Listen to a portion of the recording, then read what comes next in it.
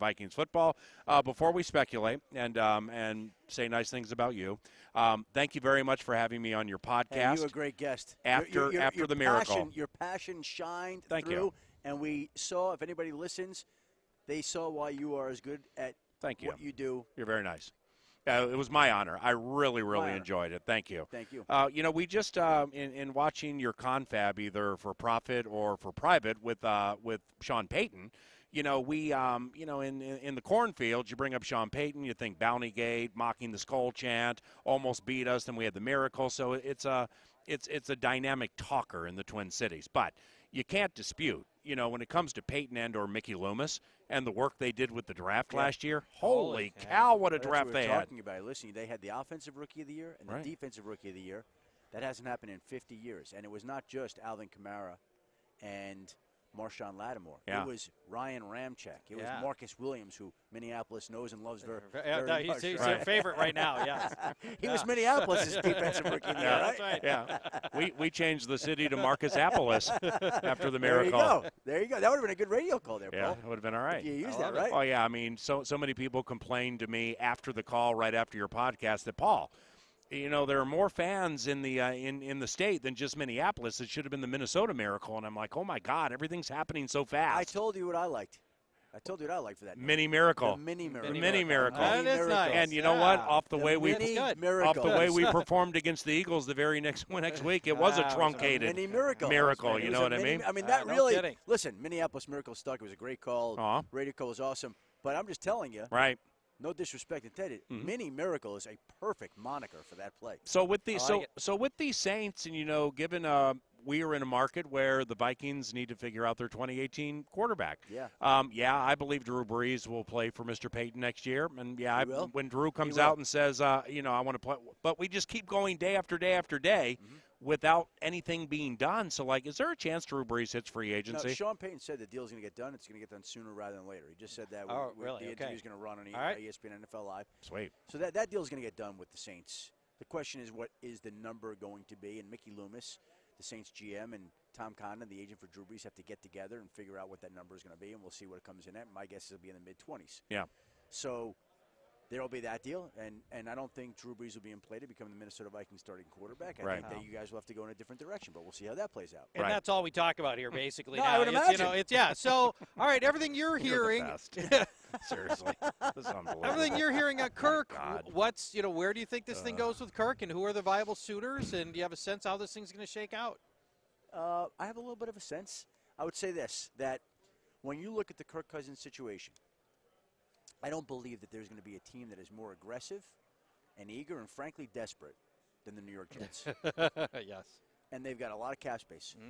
So they are going to come at Kirk Cousins harder than any other team in the league. There are going to be minimum 3 viable suitors. Bill Polian told me this morning that there's a 4th team that I don't know. Really? Who's going to be getting in on this, that if the price is right. But the price is not going to be right. No. So whatever team Bill is referring to, and I had this conversation with him off the set, that's great, Bill. You've got your team. We'll call it the Colts, even though it's not the Colts. Okay? Yeah, sure. The Colts are going to be interested if the price is right. The price isn't going to be right. It's just not going to be right because the Jets are going to make it such that it's not right. The Broncos are going to make it such that it's not right. Now, I don't expect the Browns to be there. And the Vikings, I think, don't know, but I think the Vikings will be interested at their own price. Okay? Yeah. So now the question becomes, if you're Kirk Cousins, and we can make up numbers here, okay? Let's put the Jets in at 30. Yep. Let's put the Broncos in at 25, and let's put the Vikings in at 22. Yeah. Hold on. I don't think you can win that. I'd like to put us in at 26 if you don't mind. Okay, but I don't know if the Vikings want to go to 26. All right. But that's fine. All right, let's play out your scenario. Let's go 30, 25, 23. How about that? All right. Fair. Okay? All right. You're Kirk Cousins. You want to go to a franchise that hasn't won, go play in the New York media market, which is very difficult. Yeah. For $30 million a year. After you've made 44 the last 2 years. Do you want to go to Denver and go play for John Elway on a good defense for 25, or do you want to go to the best plug-and-play situation out there for 23? And again, I'm making these numbers up, Sure, right? right. But you get the idea of what we're talking about. Yeah. The Jets are going to be at one price. The Broncos are going to be at another price. The Vikings are going to be at a third price. The other factor to consider, the agents, this is a huge deal to them. Oh, yeah. And the NFLPA is going to provide a lot of pressure to make it such that this deal becomes a benchmark deal in terms of the guarantees that there are. You said that too, Paul? Yeah. They're going to want this deal to be maybe fully guaranteed. Oh, wow. And the agents are going to want a big number. So now when we got those three offers that we're talking about from the Jets and the Broncos and the Vikings, are the agents and the PA going to be pushing him to sign with Minnesota, or is the player going to feel strongly enough that he's going to say, I don't really care what the PA wants. Right. Yeah. I don't care about your record deal, agents. I want to go play in Minnesota, and I'm willing to do that for less. And I don't know what his thinking will be on this, but I will just say this to you, that I believe some version of what I'm describing to you is how it's going to play out. Yeah. Who's Kirk's agent? He's got a gentleman by the name of Mike McCartney, Okay. whose father is Bill McCartney, the former CU football coach, and there's a long lineage of McCartneys around the NFL, and they've got a great client list, and they've done a lot of great deals over time. But this is a benchmark deal. Oh, for sure. He'll be the highest paid player in the NFL and whenever this thing gets done, for a right? brief period of time until Aaron Rodgers gets his deal. Matt Ryan. Yeah, Matt Ryan's coming up. So do we have any reason to believe that Kirk's frustration with the inability to get anything done with Washington is in any way fractured his relationship with his agent, and that, maybe that, this is all about him and the Redskins organization, right? No. What happened in Washington, he and his agent are in a lockstep. They're on the same page. There's no issues from what. By the way, what his agent and he did in Washington is brilliant. And look how it's worked out. And they've put themselves into a situation where no quarterback has ever played on 2 consecutive franchise deals and then hit the market in the third year. Like, he's pocketed $44 million, and let's just say the next deal is fully guaranteed or 80% guaranteed or whatever it is. I mean, and let's say it's a middle number, $25 million. Kirk Cousins is going to make enough money for the children of his children's children. Correct. Of course, yeah. Adam, if you had to bet who the Vikings quarterback would be next year, on whom would you bet? I'm not a betting man, Paul. Right. And I don't want to pick that. Because I don't know. Because you want the right answer. That's exactly right. You'll pick it when you break it. Well, you know what? You know what happens? I'll tell you what happens. I pick the quarterback in our fun game of betting, and all of a sudden there's a headline in some blog. Adam Schefter says that quarterback X is going to be the quarterback. And when I don't know who's going to be the quarterback, I'm telling you, I don't know That's a very who's good going to be point. the quarterback. Okay? Yeah. I think there's a chance it'll be Kirk Cousins. Yep. And I think there's a chance it'll be Case Keenum.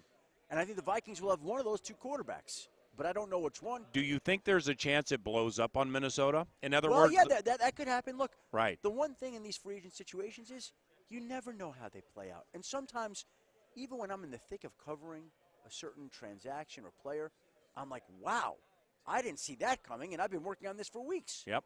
So could all of a sudden Kirk Cousins pick the Jets, and Case Keenum says, you didn't tag me, I'm going to Denver, and then Minnesota's left with Bradford and Bridgewater and Kyle Sloter? Yeah, that could happen. Yeah. That could happen. And it's up to the Vikings to make sure that something like that doesn't happen. But I'm just telling you, these things take funny, strange twists and turns. ESPN insider Adam Schefter, 9 to noon. Couple of quickies to close. Do you think there's any scenario out there, even if it's pretty improbable, where the Vikings actually miss out on Cousins and the 3 current Viking quarterbacks? No, I don't think that'll be the case, because they may miss out on Cousins and or Keenum, and I don't think that will happen. But I'm just saying it's possible. It could. Yeah.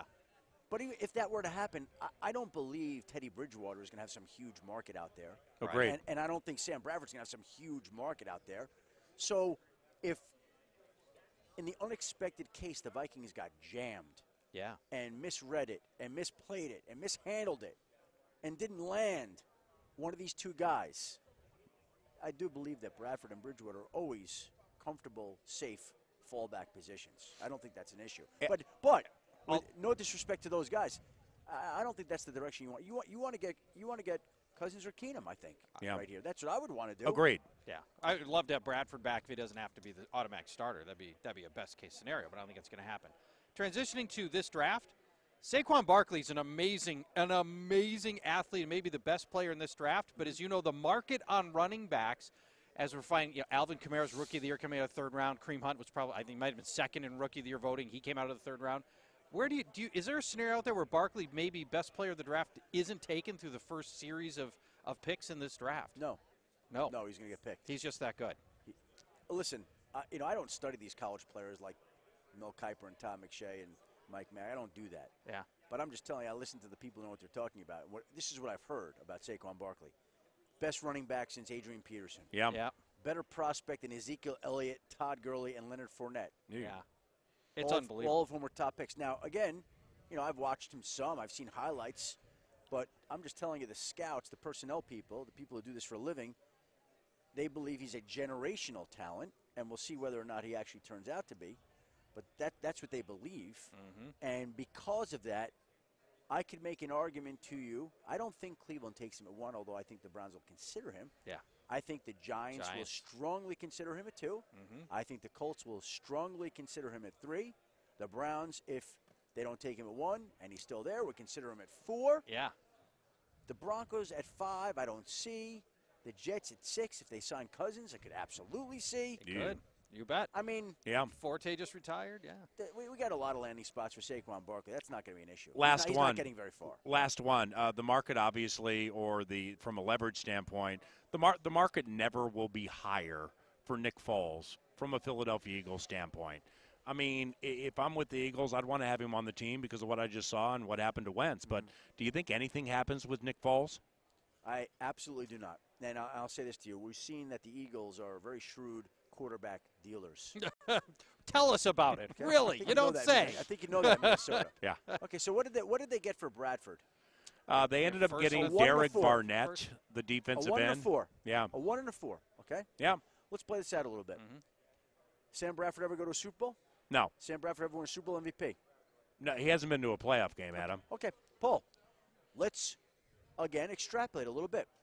If you got a quarterback that has outperformed Sam Bradford on a team that has been proven to be aggressive and shrewd when it comes to quarterback trades, what do you think they would take for Nick Foles to make that deal? 1st and a 4th.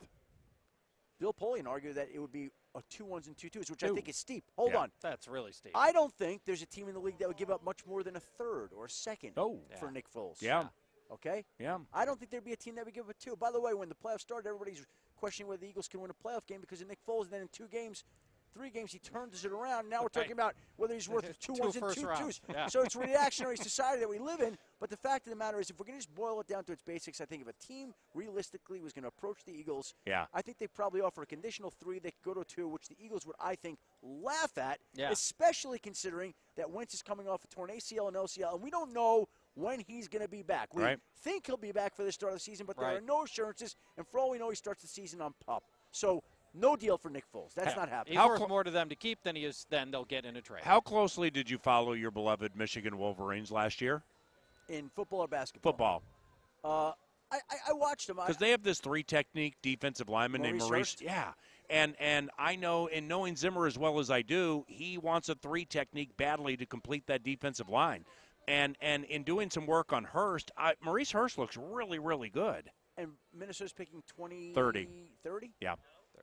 30. I think that there's a realistic chance that Maurice Hurst would be there. Yeah. And I think that would be an ideal marriage. Maurice Hurst he's a really good football player. So. Hey, thank you very much. Thanks a lot, appreciate Adam. it. Thanks again for the podcast. Thank you, guys. Call or text anytime you need anything. And likewise. Okay, thank you. Adam Schefter, ESPN Insider.